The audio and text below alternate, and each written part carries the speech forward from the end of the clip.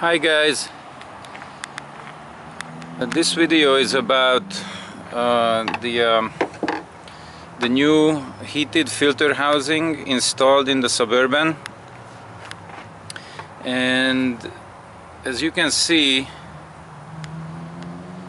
it fits just right in this little area here between the ABS controller and the alternator and the radiator hose. There is just enough room to put a nice and deep filter here. I don't know if you can see, but it reaches down like 9 inches. So I installed this yesterday and everything is working perfectly. We have some extra relays here.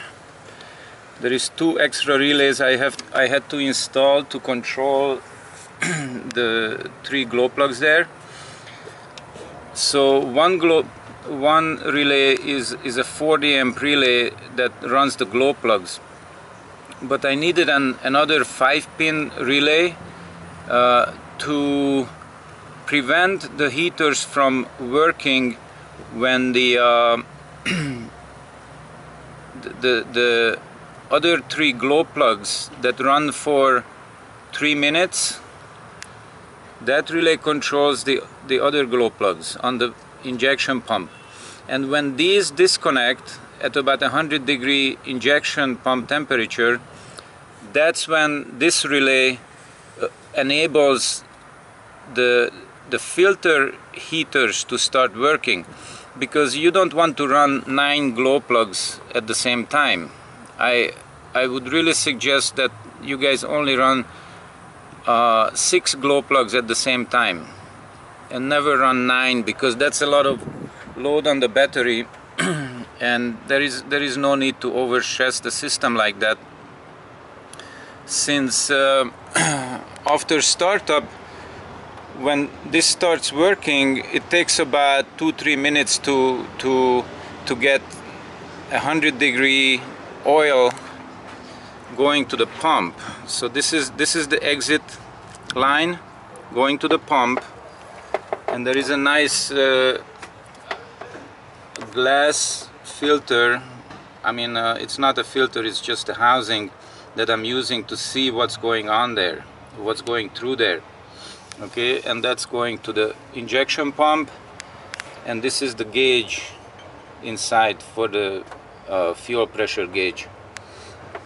So what happened by installing this filter, I can see the difference on my fuel pressure gauges. I'll show you what I have in here. Okay, so on this truck I only have 3 gauges. That's the turbo boost, and these 2 are fuel pressure gauges. So this one is before the primary filter, or after the primary filter, and this one is after the secondary filter.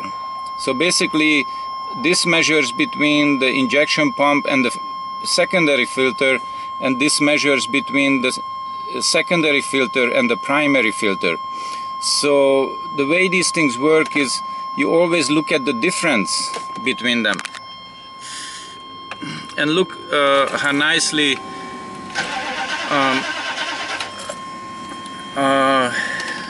they are almost the same temperature or pressure. Okay, so see how they both go up to 20 psi, but actually this is about 19. This one is 19 psi and this one is 20 psi. So there is 1 psi pressure drop on a clean filter. There is 1 psi pressure drop from here to there, which is perfect. That's what you want to see. So with the other standard filter, I'm going to turn this off. With the other standard Chevy filter, I was always seeing 3 to 5 psi pressure drop from the secondary to the primary. I mean, going through the secondary, I mean.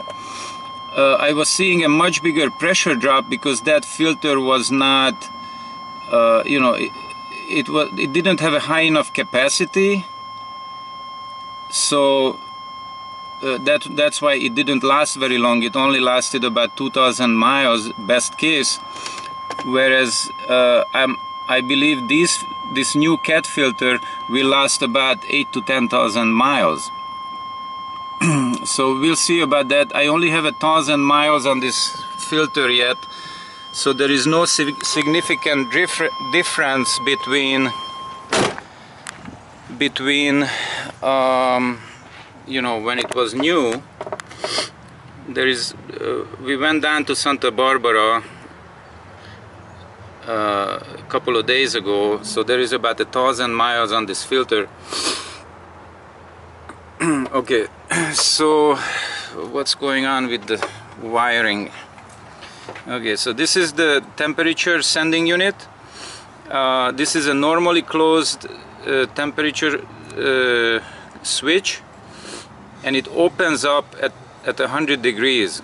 So this is a perfect temperature setting that, you know, it's not adjustable. You have to buy the right temperature one that you need. So I'm using a 100-degree switch here, and I'm using a 100-degree switch on the pump heater. That's the first stage, and the second stage is a 140-degree temp switch. But I figured on this one I don't want to run this as you know, into the high temperatures. I just needed to warm up the oil a little bit right after startup.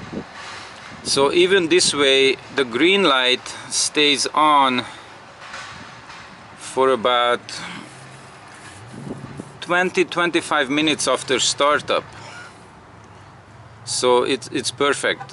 That's all you need, because by that time the engine will be hot, and then the coolant heat exchanger takes over and delivering hot fuel to the filter itself.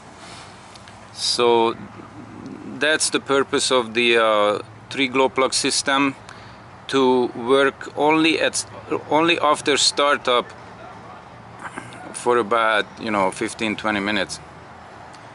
And yeah, so the whole system is pretty straightforward. I installed another light here. This is my manual glow plug light for the engine, and I mean a button, and this is the light for the filter heater. So on this truck I have a very simple control panel. I have 2 things over here, and I have 4 more things over here. Okay, red light, green light. These 2 are for the pump heaters, and this is a high idle switch, a blue button or toggle switch, and this is the system switch for the whole Veggie system. This can just turn everything off. So pretty simple for a fully automatic system. I don't think anybody can do much better than that. So that's all I wanted to show you this time, and I will be making some videos on the rest of the system and how to put it together, and possibly put a conversion kit up for sale on eBay. And I'm guessing it's gonna be in the $2,000 range.